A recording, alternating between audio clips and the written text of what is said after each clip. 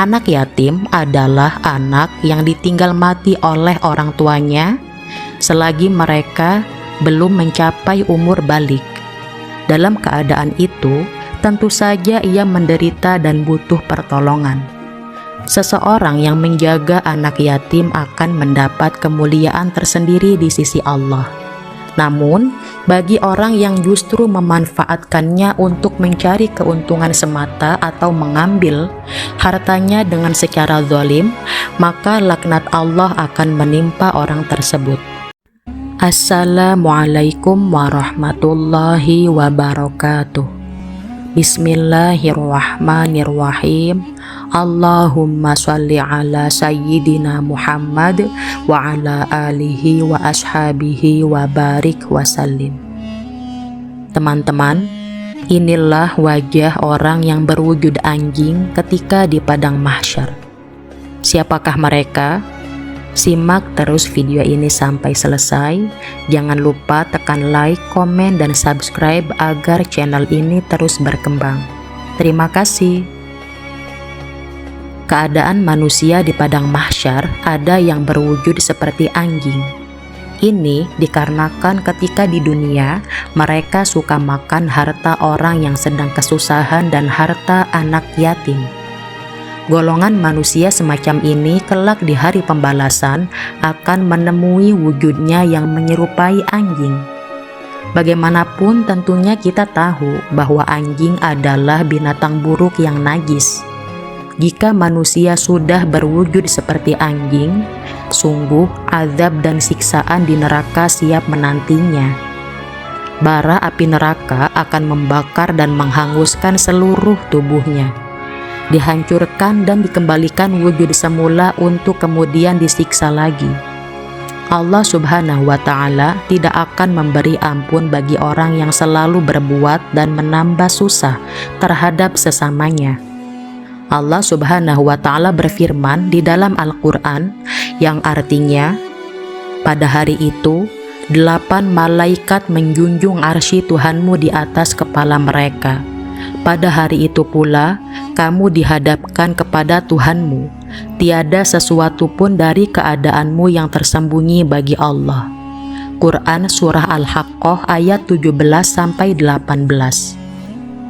Saat hari pembalasan tiba, golongan orang yang berwujud anjing ini akan memperoleh balasan yang setimpal dan sesuai dengan tindakan dan perbuatannya yang keji sewaktu hidup di dunia. Yakin mereka suka melihat saudara-saudaranya sendiri dan anak yatim dalam keadaan kesusahan dan menambah kesusahan yang menimpa saudaranya itu sendiri. Anak yatim adalah anak yang ditinggal mati oleh orang tuanya selagi mereka belum mencapai umur balik. Dalam keadaan itu, tentu saja ia menderita dan butuh pertolongan. Seseorang yang menjaga anak yatim akan mendapat kemuliaan tersendiri di sisi Allah. Namun, bagi orang yang justru memanfaatkannya untuk mencari keuntungan semata atau mengambil hartanya dengan secara zalim, maka laknat Allah akan menimpa orang tersebut. Orang-orang semacam inilah yang sesungguhnya dalam keadaan sangat merugi, rugi di dunia dan rugi di akhirat. Kesempatan di dunia untuk memperbanyak pundi-pundi kebaikan dengan menolong orang yang susah justru digunakan untuk menzalimi orang lain. Maka murka dan siksaan dari Allah sesungguhnya akan diperolehnya. Allah Subhanahu wa Ta'ala berfirman, yang artinya, dan barang siapa yang mendurhakai Allah dan Rasul-Nya dan melanggar ketentuan-ketentuannya, niscaya Allah akan memasukkannya ke dalam api neraka sedang ia kekal di dalamnya, dan baginya siksa yang menghinakan. Quran Surah An-Nisa ayat 14. Selain ayat di atas, banyak ayat Allah dan hadis yang menjelaskan secara lebih khusus tentang siksaan dan balasan bagi orang yang menzalimi dan memakan harta anak yatim. Bahkan, perbuatan tersebut termasuk dalam kategori dosa besar. Allah Subhanahu wa Ta'ala berfirman, yang artinya, Dan berikanlah kepada anak-anak yatim yang sudah baligh harta mereka. Jangan kamu menukar yang baik dengan yang buruk, dan jangan kamu makan harta mereka bersama hartamu. Sesungguhnya tindakan-tindakan menukar dan memakan itu adalah dosa besar. Quran Surah An-Nisa ayat 2.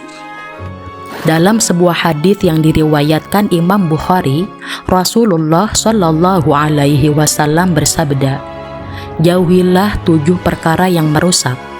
Lalu beliau menyebutkan syirik kepada Allah, sihir, membunuh jiwa yang diharamkan oleh Allah kecuali karena alasan yang dibenarkan, memakan harta anak yatim, memakan riba, meninggalkan medan perang, dan menuduh wanita mukmin yang baik-baik telah berzina.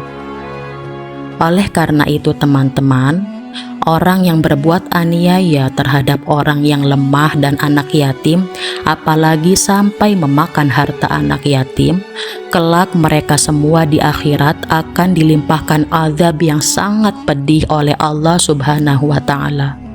Maka dari itu, hendaknya kita menjauhi perbuatan keji tersebut, tetapi kita tetap peduli terhadap anak yatim dan memperdayakannya.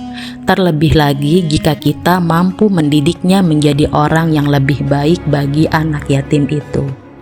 Semoga Allah Subhanahu wa Ta'ala selalu menjaga kita agar kita dijauhkan dari perbuatan dosa-dosa besar maupun dosa-dosa kecil, agar kita semuanya selamat di dunia dan di akhirat. Wallahu a'lam bishawab. Wassalamualaikum warahmatullahi wabarakatuh.